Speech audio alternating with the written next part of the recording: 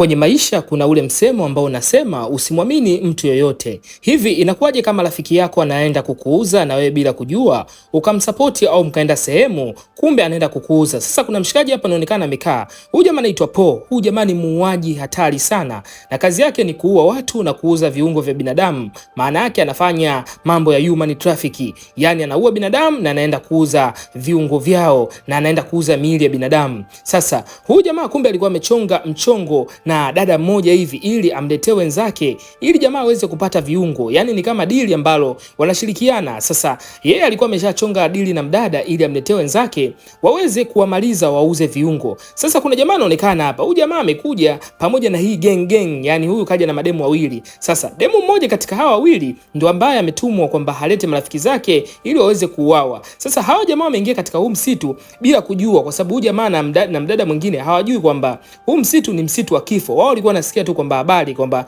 mtu akiingia katika msitu huu basi hawezi kubaki salama. Sasa jamaa akawa anajirekodi huko anaongea shit, anasema yani watu mnasema kwamba msitu ni wa kifo. Mbona mimi nimeingia msitu mzuri tu umetulia? Ila kutembea kidogo akashangaa kukuta kwenye magogo kuna sura au kuna picha za watu ambao wamepotea wanatafutwa. Sasa jamaa alikuwa ni haamini, akawa anacheka anasema yani watu wamepotea huko wameenda kwa mabwana zao, tunakuja kubandikiwa msituni eti tunaambiwa kwamba watu wanatafutwa. Sio wamepotea huko msituni. Huu msitu umetulia, hakuna jambo lolote. Yani jamaa anaonekana ni mbishi. Naamini kabisa kwamba kuna mauaji, ila kumbe kuna msaliti katikati yao na wao hawajui. Sasa jamaa akawa anaendelea kujisnap. Unajua tena wanaume wa TikTok tena muda wote akiona kitu anakipiga picha. Yani jamaa alikuwa hajatulia. Huku mademu wawili wanamfuata nyuma. Kumbuka katika mademu wawili mmoja ndo amechonga na yeye mwenyewe dili, yuko kwenye dili. Sasa muuaji tayari alikuwa ameshapewa target kwamba watu wanaelekea wapi, na wao bila kujua kwamba walikuwa wanaingia kwenye mtego wa muuaji. Kwa hiyo muuaji akatulia zake msituni vizuri tu ili mchongo uendelee kuchongwa.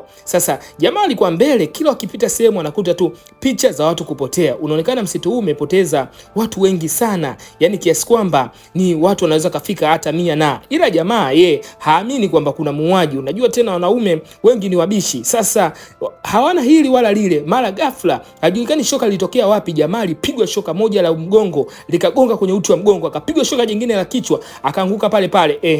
Yule demu mmoja akaanza kukimbia kwa mapepe sana baada ya kuona mwenzake kauawa, ila yule demu mmoja akabaki pale pale. Yule aliyobaki ndo ambaye anahusika na huu mchongo. Huyu ambaye amekimbia hajui chochote kuhusu huu mchongo.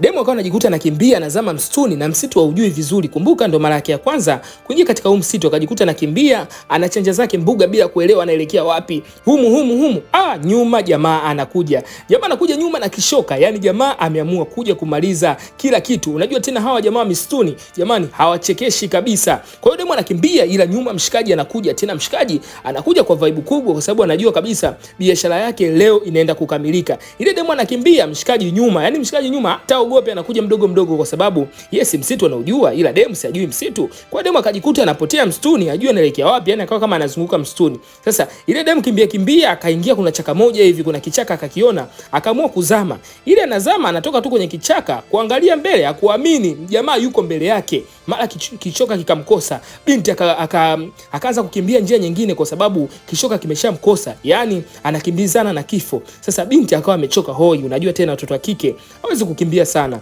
Binti amechoka, jamaa yuko nyuma yake. Yani jamaa alikuwa hana hata mbwembe kwa sababu anajua kabisa hii mali lazima niipate. Sasa binti amechoka, kukimbia hawezi. Mbele akakutana na jamaa. Ili anataka ashuke chini msituni, akakimbilia katika ule usawa ambao kuna kimto kinapita. Jamaa alirusha kishoka chake kimoja. Kile kishoka kilivyorushwa, binti ile anaendelea kukimbia. Yani isivyokuwa bahati, au tunaweza tukasema kwa bahati mbaya, kwamba jamaa alikuwa anajiamini sana. Kwa hiyo binti alikula shoka moja la mgongo, tena lilimpiga kwenye uti wa mgongo. Kwa hiyo binti hakuweza kusogea. Jamaa akaenda akachomoa lile shoka na akamkata uti wa mgongo, kwa sababu hivi ni vitu ambavyo anavitumia katika biashara. Kwa hiyo binti na ukimbiaji wake wote tayari ameshaingia kwenye mikono ya huyu jamaa. Na nilikwambia kabisa tangu mwanzoni, msimwamini mtu yoyote hata kama ni rafiki yako.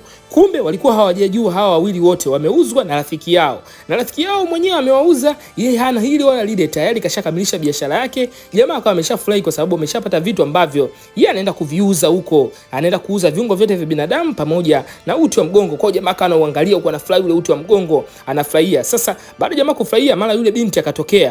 akamwambia sasa, ndugu yangu, tayari tushamaliza shughuli ambayo ulikuwa umenipa. Mimi na wewe tushamaliza. Sasa inahitajika mimi niondoke zangu tu. Jamaa akamwambia nenda. Kwa hiyo binti huyu kumbe kazi yake ni kwenda kuwatafuta watu, kuwatafuta marafiki zake, kuambia twendeni msituni tukatembea au tukafanye picnic. Kumbe anakuja kuuza kwa huyu mshikaji anachukua viungo vyake, anaenda kuuza. Kwa hiyo ni moja kati ya biashara ambayo anaifanya. Ndugu yangu, mzigo huu unaishia hapa. Hii ni movie recap na mimi ni Cruise Mastori. Leo nakuacha na ushauri mmoja tu, usimwamini mtu.